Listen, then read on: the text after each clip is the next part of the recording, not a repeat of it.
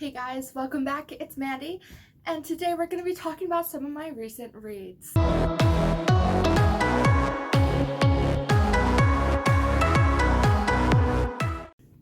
So before I talk about some of my recent reads, I started this book of the week on my channel that I never actually followed through with except for the first week. So we're going to revert back to that and talk about my book of the week, which is also one of my recent reads. So let's talk about it. My book of the week is Heartstopper Volume 1 by Alice Oseman. This is a graphic novel about two boys, Nick and, God, why can't I think of his name? I just read this. Charlie. So Charlie is out as gay at his school, and Nick is a straight boy. So Nick introduces Charlie to rugby. This takes place in England, and I fell in love with this book. It was so freaking cute. I also have volumes 2 and 3 that I will talk about in a minute, but this was everything I wanted and more. I've recently been really into graphic novels because they're just so cute, they're fun, they're easy to get through, but they also still have a really great story behind them. And you also get illustrations, obviously, because it's a graphic novel, right? But that kind of just help you set your mind in their world. And I just really thoroughly enjoyed this book. It's darling. I cannot get over this. This definitely had to go on as my book of the week because it just was everything I wanted and more. Hi guys, I'm editing this video right now, and for some reason, like the whole video, my camera phone goes in and out of focus, and I just want to apologize because I don't know why it's doing that, and it's literally the whole video, and you can obviously tell, like, the background, you can see my bookshelves go in and out of focus, and I don't know why. So I just wanted to add this in here and say I'm sorry. Okay, let's get started. Because I just talked about Heartstopper Volume 1, I'm going to go on to the next two books that I read this week. Literally one after the other. I bought them like in rapid succession. I bought the first book and the second book at the same time. And I had to wait another week for Volume 3, which just about killed me. And of course, that was Heartstopper. This is Volume 2. This is Volume 3. They get a little bigger, each by book, which I love. Thank you. Give me more, Alice.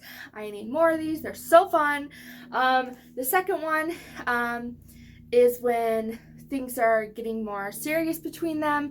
They start figuring out who they are more and who they are to each other. It was so great. I don't want to give any spoilers, so I'm not going to talk a bunch about that. And then the third one, it starts off in England, but then they go to a trip with their classmates in Paris, and it just got even better. I think actually my favorite one in the series so far is number 2. This one just was so good. I just love their romance. It's so real. It's so realistic, and I cannot stop gushing about these books. They were phenomenal. I'm never giving them up.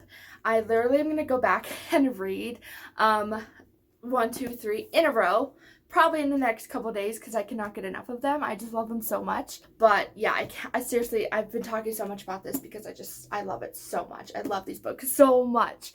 Definitely pick these up, you guys. If you've never read a graphic novel, these are really, really, really good as a first step into the graphic novel scene, because they're perfect, and I'm sure you guys will love them too. Next on my recent reads is a book I don't actually have with me because I'm lending out the duology to a friend, and that is our Dark Duet by Victoria Schwab. This was the perfect conclusion of the Savage Song that I think rounded up the duology perfectly. You didn't need any more than 2 books, which I loved. It was a great conclusion. I really thoroughly enjoyed this book. Victoria Schwab is quickly becoming one of my favorite authors, and I'm really excited to read more of her stuff. I do have A Darker Shade of Magic on my TBR list right now, which is more of an adult fantasy magic book. I don't really know the genre exactly. I'm really bad at knowing genres. I guess I just don't think about it. If I like a synopsis for a book, I will just buy it no matter what it is. Fantasy, contemporary, whatever. So I'm excited to read more of her stuff. Next is I have 3 books that are in the same series, which I'm sure you guys can figure out because I have been talking them in past videos. I don't have the first 2 that I read. Again, I'm lending to a friend. The first one I read was Crown of Midnight, second was Heir of Fire, and third was Queen of Shadows. And this, of course, is the series by Sarah J. Maas, the Throne of Glass series. So first, let's talk about Crown of Midnight. I thoroughly enjoyed this book a lot. I was doubtful because I didn't really like the first book. If you guys have watched previous videos, you know that I basically started reading this series just so I would know how everything happened and how it ended, because I'm sick of not knowing how it happened. Everyone talks about this book and everyone knows about him but me. So I was wary going into Crown of Midnight, but it was probably so far my favorite book in the series that I read. I've read 4 of them. I'm on the 5th one now. I'm liking the 5th one a lot, but Crown of Midnight, I don't know, it was just so good. I feel like the writing improved so dramatically. Like, it was just everything I wanted, and the ending blew my mind. Like, I loved it a lot. I loved it a lot. After that, I read Heir of Fire, which is book number 3, and I hated that book. I hated it because it was boring, and I feel like nothing happened. If you watched my previous video on my book haul, June book haul, I will post that down below, by the way. You'll know that I'm going to be making a video after I finish the series to talk about everything book by book, because I have a lot to say. So I don't want to go too much into it, but I didn't like that one. And the next one I read in the series was Queen of Shadows, obviously. This one was good. This one was really good, actually. I thoroughly enjoyed this one. I had a lot of problems with it, though. Mainly, I felt like I was reading an entirely different series. I feel like the characters went in way different directions than what they were before in the last 3 books. I felt like all their characteristics and their personalities just went out the window and they became someone else. Like, I definitely hated Selena in this book. I hated her. But overall, I still thoroughly enjoyed it. Next is another graphic novel that I loved because it was so cute and perfect, and that is The Prince and the Dressmaker by Jen Wang. Wow, okay. So I bought this book along with quite a few others, and this is the first one I reached for when I got home, and I read it immediately. I read it within a couple hours, and it was gorgeous and perfect in everything I wanted. Everything. It couldn't have been more perfect. I had no problems with it whatsoever. It was so cute, so colorful. I loved everything. The story was perfect. It was just, it was gorgeous. It's gorgeous. Like, I can't get over it. Like, it's amazing. This is about Prince Sebastian, whose parents are urging him to find a bride, but he doesn't necessarily want that. He just turned 16, I believe. And secretly he likes to dress up in women's dresses and become the fabulous lady Crystalia. Is it Crystalia? Crystalia, something like that, along that lines. But he meets Frances in the beginning of the book, and she's a seamstress, and he saw her work, he loved it, he brought her back to the castle to become his personal seamstress, and from there their friendship grows, and it's just everything. It's such a good friendship book. It's such a good story about family too. It was everything I wanted. It was so different and unique. You never read about like a prince wanting to dress in like girls' clothes, and he was such a good character, and he wasn't wanting to be like a woman. He just wanted to be beautiful, and I loved that unique concept. I loved it so much. I actually want to reread this book like right now. I'm gonna go reread this right after this video. I cannot get enough. I loved it so much. Okay, guys, I only have 2 more left on this recent reads, which is crazy because I feel like I've read a lot, but I looked back and I didn't read more than this, but either way. This next one is an adult, like, mystery, contemporary, weird, totally wasn't expecting how this book went, and that is Night Film by Marisha Pessl. This definitely caters to an older audience. I don't think I was quite ready for it. The main character in here is 43. He's a reporter, and it's told all from his perspective. I have a hard time connecting with books from a male's perspective. Not because they're written badly or anything. It's just, as a female, it's hard to connect to the working mind of a male. That sounds weird, but if you have the same problem, you know what I mean. This book was in no way a bad book. I only rated it 2 on Goodreads just because I didn't like the ending. This is a book that has an ending that's very open. It gives you a chance to interpret what you really believe happened in this book. And it doesn't give you any conclusive answers. It's, you believe in this happened or you believe in this happened, but it doesn't tell you exactly what happened. It doesn't tell you the truth at the end. It's really up for the reader to read, to interpret, and I don't like endings like that. I'm gonna be honest. I like endings that have a definite answer, a definite truth, a definite this is what happened, whether good or bad, whether I hated it or not. Those are the endings I like. I don't like to leave it up to my interpretation or what I believe. I just don't like that. I don't. This was also had a ton of dialogue, which I understand had to happen in order to lend itself to the book and to its backstory and to the family involved in this book. But it was hard to get through at times, like really hard. And this book took me like 4 days to read. That never happens. But it was longer than I thought. It's almost 600 pages. It's really long. What I really do enjoy about this book is the social media aspects in here.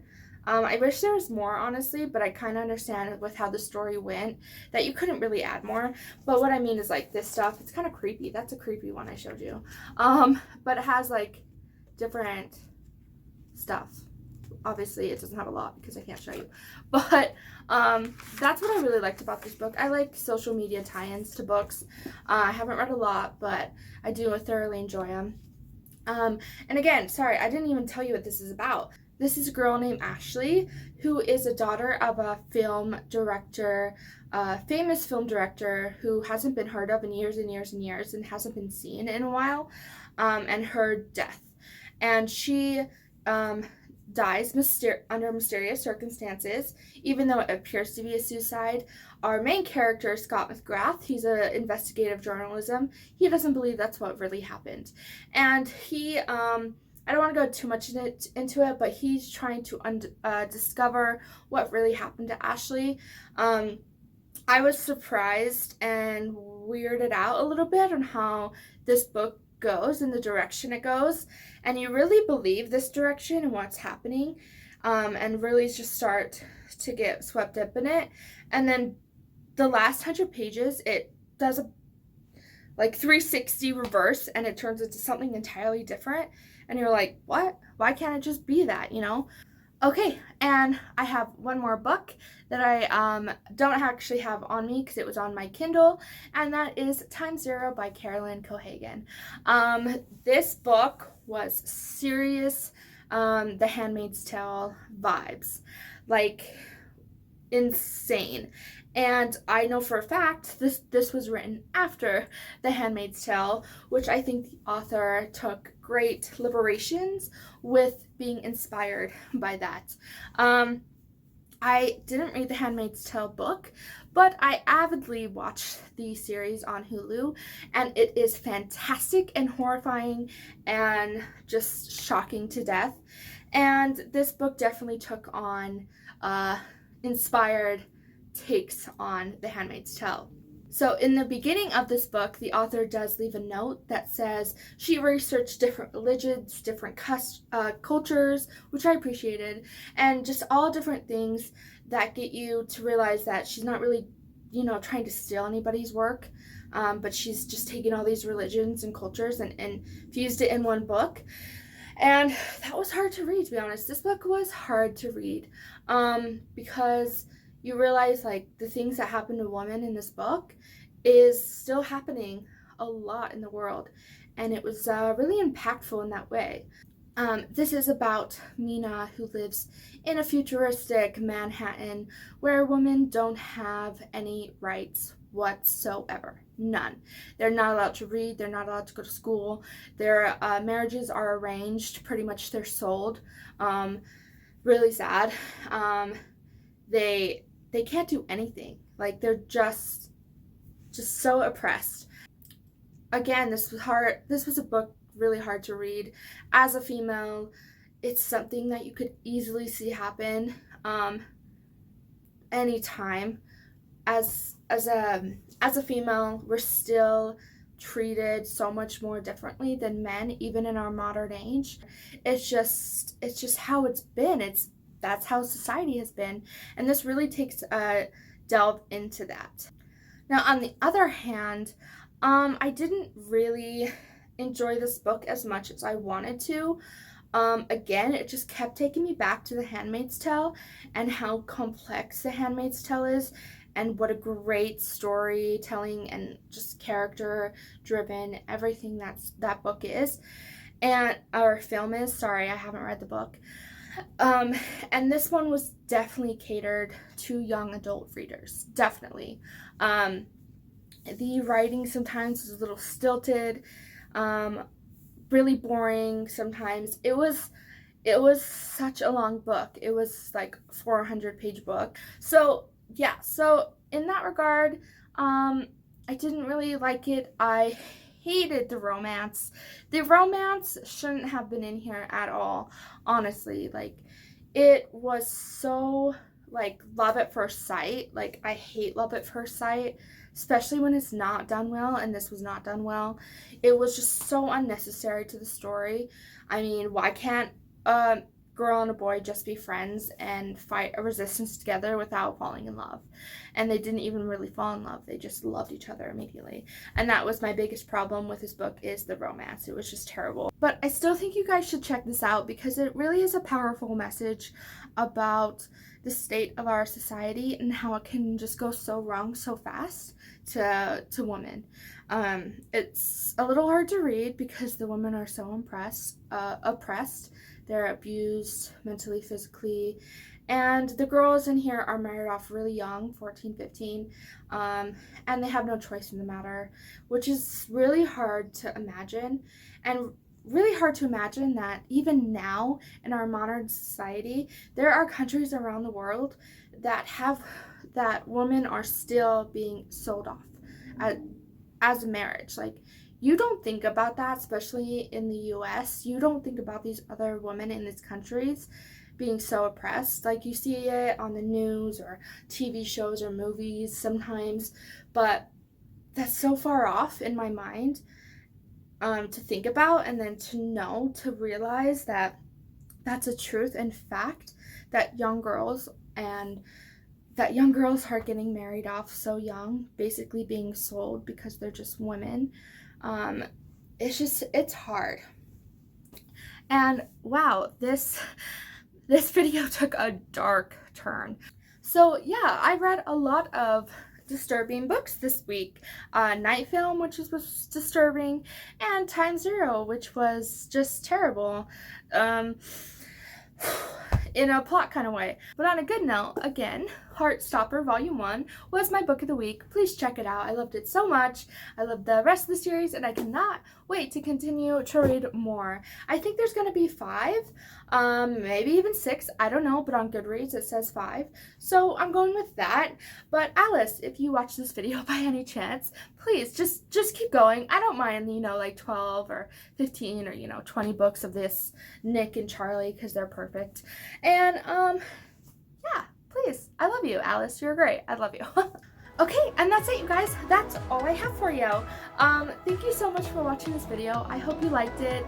Sorry it took such a serious tone at the end. I wasn't expecting that. I guess just reading Time Zero brought back all the feelings I had about this book, and I had to share it with you guys. So thank you guys so much for watching this video.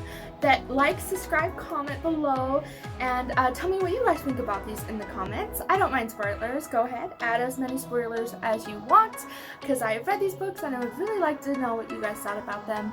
Again, thank you so much for watching. I hope you guys have a beautiful, beautiful day. Bye!